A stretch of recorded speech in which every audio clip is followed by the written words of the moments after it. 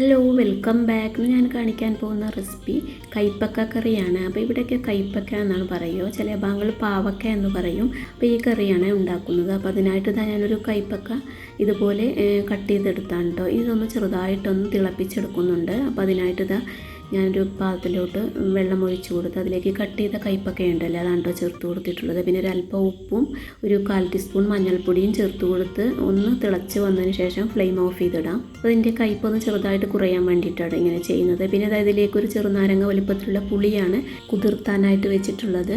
ഒരു പാനിലേക്ക് തേങ്ങയാണ് കേട്ടോ ചേർത്ത് കൊടുക്കുന്നത്. അപ്പോൾ ഈ തേങ്ങയൊന്ന് വറുത്തെടുക്കണം. വറുത്ത് കൊടുത്തിട്ടാണ് ഇത് അരച്ചെടുത്ത് കറി ഉണ്ടാക്കുന്നത്. അപ്പോൾ ഇതിലേക്ക് ഒരു 1.5 കപ്പ് തേങ്ങയാണ് ചേർത്ത് കൊടുത്തിട്ടുള്ളത്.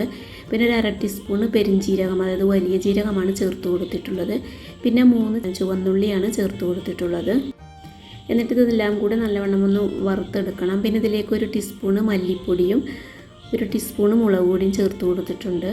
കുറച്ച് ചേർത്ത് കൊടുത്താൽ മതി കേട്ടോ. പിന്നെ നമ്മൾ കറിയിലേക്ക് ചേർത്ത് കൊടുക്കും പൊടികളെല്ലാം.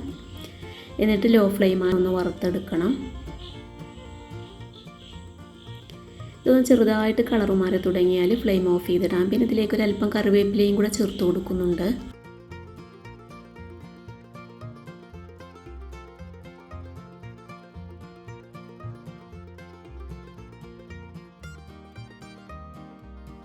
ഇതൊന്ന് ചൂടാറിയതിന് ശേഷം അരച്ചെടുക്കണം. മിക്സിയുടെ ജാറിലേക്ക് ചേർത്ത് കൊടുത്ത് ഇനി ഒരു പാനിലേക്ക് വെളിച്ചെണ്ണയാണ് ഒഴിച്ചു കൊടുത്തിട്ടുള്ളത്. പിന്നെ ഇതിലോട്ടൊരു സവോള കട്ട് ചെയ്താണ് ചേർത്ത് കൊടുക്കുന്നത്.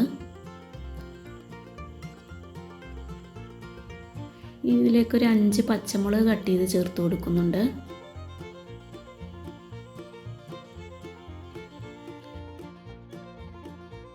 ചെറിയൊരു തക്കാളിയാണ് കേട്ടോ ചേർത്ത് കൊടുക്കുന്നത്. പുളിവെള്ളം ഒഴിച്ച് കൊടുക്കുന്നതിന് കാരണം ചെറിയൊരു തക്കാളി ചേർത്ത് കൊടുത്താൽ മതി.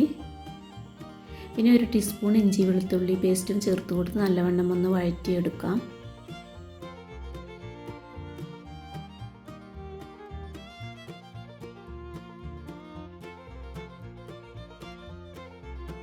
ഇതിലേക്ക് 1 ടീസ്പൂൺ മല്ലിപ്പൊടിയാണ് കേട്ടോ ചേർത്ത് കൊടുത്തിട്ടുള്ളത്. പിന്നെ ഒരു 1/2 ടീസ്പൂൺ മഞ്ഞൾപ്പൊടി ചേർത്ത് കൊടുക്കാം. പിന്നെ എരിവിന് ആവശ്യമായിട്ട് 2 ടീസ്പൂൺ മുളക് പൊടിയാണ് ചേർത്ത് കൊടുത്തിട്ടുള്ളത്. 2 ടീസ്പൂൺ ചേർത്ത് കൊടുത്താൽ മതി കേട്ടോ. പിന്നെ ഇതിലോട്ട് തേങ്ങയിൽ വറുത്തെടുക്കുമ്പോൾ മുളക് പൊടി ചേർത്തിട്ടുണ്ട്. പിന്നെ പച്ചമുളകൊക്കെ ചേർത്ത് കൊടുത്തിട്ടുണ്ടല്ലോ. അപ്പോൾ അത്യാവശ്യം നല്ല പാകത്തിനുള്ള എരിവുണ്ടാവും കേട്ടോ. പിന്നെ നിങ്ങളിനി കൂടുതൽ വേണമെങ്കിൽ കൂടുതൽ ചേർത്ത് കൊടുക്കാം. ഇതായ കൈപ്പക്കയുണ്ടല്ലോ, അത് തിളപ്പിച്ച് ഊറ്റിയിട്ട് ഒന്ന് വാർത്തെടുത്തിട്ടുണ്ടായിരുന്നു.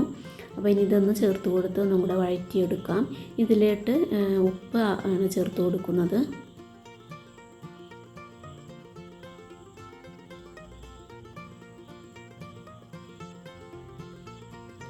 ഇതിലേക്ക് വെള്ളത്തിലിട്ട് വെച്ചിരുന്ന പുളിയുണ്ടല്ലോ, അതൊന്ന് പിഴിഞ്ഞെടുത്ത് ചേർത്ത് കൊടുക്കാം.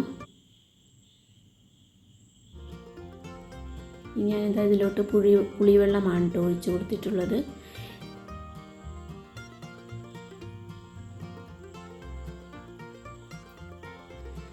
ഇനി ഞാൻ ആ പാത്രത്തിലോട്ട് ഒരല്പം വെള്ളം കൂടെ ഒഴിച്ച് കൊടുത്ത് അതും കൂടെ ഇതിലോട്ട് ചേർത്ത് കൊടുക്കുന്നുണ്ട്. എന്നിട്ട് ഇത് നല്ലവണ്ണം അടച്ചു വെച്ച് കുക്ക് ചെയ്തെടുക്കാം.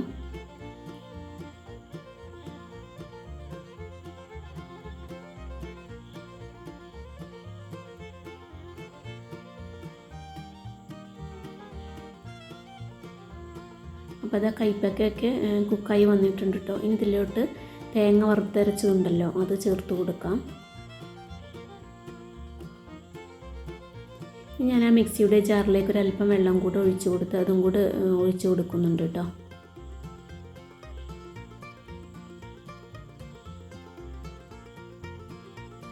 ഇനി ഒരു സമയത്ത് ഉപ്പ് കുറവുണ്ടെങ്കിൽ ഉപ്പൊക്കെ ചേർത്ത് കൊടുക്കാം കേട്ടോ. എന്നിട്ട് നല്ലവണ്ണം ഒന്ന് തിളച്ച് ഒന്ന് ചെറുതായിട്ടൊന്ന് വറ്റി തുടങ്ങിയാൽ ഫ്ലെയിം ഓഫ് ചെയ്തിടാം. അപ്പോൾ നല്ല ടേസ്റ്റാണ് ഇതുപോലെ കൈപ്പക്ക കറി ഉണ്ടാക്കിയാൽ. അപ്പോൾ ഇതുപോലെ ട്രൈ ചെയ്ത് നോക്കാത്തവരുണ്ടെങ്കിൽ ഒന്ന് ട്രൈ ചെയ്ത് നോക്കുക. കുട്ടികൾക്കൊക്കെ നല്ല ഇഷ്ടപ്പെടും. ഇതൊന്ന് ചെറുതായിട്ടൊന്ന് തിളപ്പിച്ച് എടുത്തത് കാരണം കയ്പ്പൊന്നുമില്ല കേട്ടോ. വലിയൊരു കയ്പ്പൊന്നും കയ്പ്പക്കയില്ല. അപ്പോൾ ചോറിൻ്റെ കൂടെ കഴിക്കാനായിട്ട് നല്ല ടേസ്റ്റാണ്. അപ്പോൾ വീഡിയോ ഇഷ്ടമാവുകയാണെങ്കിൽ സബ്സ്ക്രൈബ് ചെയ്യാതെ കാണുന്നവരുണ്ടെങ്കിൽ ഒന്ന് സബ്സ്ക്രൈബ് ചെയ്യണേ. ലൈക്ക് ചെയ്യാനും മറക്കരുത്. ഇതൊന്ന് താളിച്ചെടുക്കാനായിട്ട് ഒരു പാനിലേക്ക് വെളിച്ചെണ്ണയാണ് കേട്ടോ ഒഴിച്ച് കൊടുക്കുന്നത്. ഇനി ഇതിലോട്ടൊരു 5 ചെറിയ ഉള്ളി കട്ട് ചെയ്താണ് ചേർത്ത് കൊടുക്കുന്നത്. പിന്നെ ഒരല്പം കറിവേപ്പിലയും ചേർത്ത് കൊടുത്ത് ചെറുതായിട്ടൊന്ന് കളറ് മാറി തുടങ്ങിയാൽ കറിയിലോട്ട് ഒഴിച്ച് കൊടുക്കാം.